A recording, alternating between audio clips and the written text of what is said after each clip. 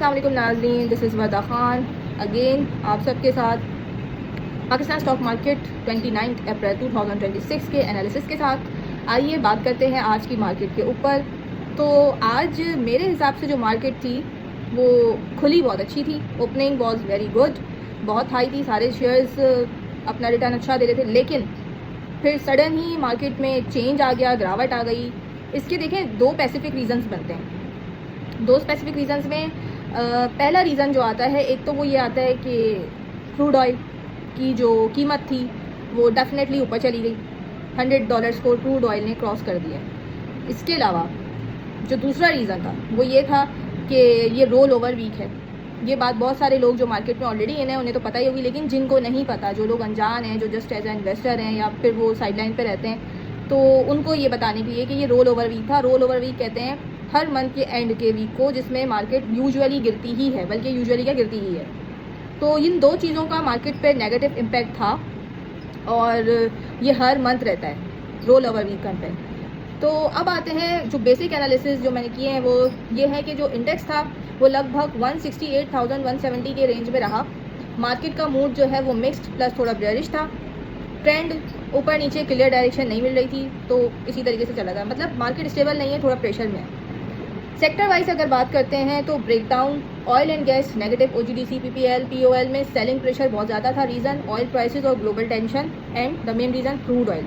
तो जब crude oil बढ़ता है ना तो हमारे मुल्क की इकनॉमी डाउन होती है, क्योंकि हम पेट्रोल परचेज करते हैं, हम तेल खरीदते हैं। तो जब बाहर से तेल बढ़ता है तो हमारी इकनॉमी पे प्रेशर आता है और उसका प्रेशर हमारी स्टॉक मार्केट पे आता है, और स्टॉक मार्केट में स्पेशली जो है वो ऑयल एंड गैस के सेक्टर पे आता है। तो ये तो था उसकी वजह से। अब हम बात करेंगे रिफाइनरी सेक्टर, जो कि स्ट्रांगली नेगेटिव था। एटॉप रिफाइनरी, नेशनल रिफाइनरी में ज़्यादा गिरावट थी, हैवी सेलिंग चल रही थी। पावर सेक्टर में स्लाइट नेगेटिव था। हपको के इलेक्ट्रिक थोड़ा सा नीचे थे, नॉर्मल स्टेबल होता है लेकिन अभी प्रेशर में है। फार्मा नेगेटिव था। पॉजिटिव स्टॉक्स जो थोड़े बहुत सेलेक्टिव थे वो थे एटॉप पेट्रोलियम में गेन था, कुछ शुगर और लॉजिस्टिक स्टॉक्स में बाइंग थी।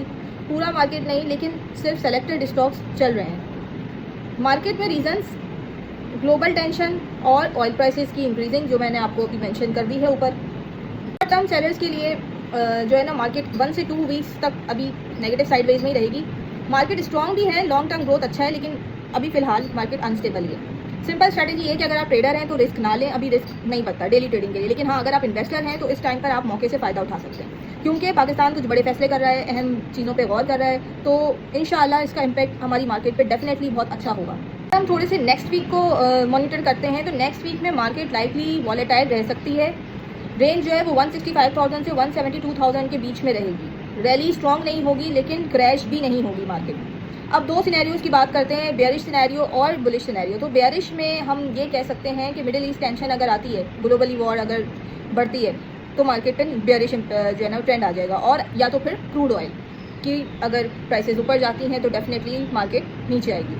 बुलिश सिनेरियो में पॉलिटिकल इकोनॉमिकल स्टेबिलिटी आएगी तो फिर मार्केट पे इम्पैक्ट अच्छा आएगा। बाइंग इंटरेस्ट रेट अगर वापस आता है तो सिनेरियो बुलिश हो सकता है। आज बात करूंगी मैं दो शेयर्स के ऊपर, एनपीएल और एनसीसीएल। इनकी बोर्ड मीटिंग्स अपकमिंग वीक में एक्सपेक्टेड हैं और ये डिविडेंड्स देने वाली हैं। तो जिनके पास ये शेयर्स मौजूद हैं वो उस पर होल्डिंग करें, जिनके पास नहीं है और वो अच्छा इन्वेस्ट कर सकते हैं तो वो डिप्स पर बाय कर लें ताकि उन्हें डिविडेंड्स मिल जाएं। इसके अलावा भी इस कंपनी की कुछ कारकर्दगी जो है वो आने वाले वक्तों के लिए अच्छी चल रही है। ये ऑटो सेक्टर में भी काम कर रहा है, तो हो सकता है कि ये आने वाले वक्त में अच्छा रिस्पॉन्स दे दे, इकनॉमी में एक अच्छा बिग रोल प्ले कर दे। और अगर इसको आप होल्डिंग करते हैं तो ये अच्छी रिस्पॉन्स, अच्छी रिटर्न आपको दे सकती है, ये दो शेयर्स।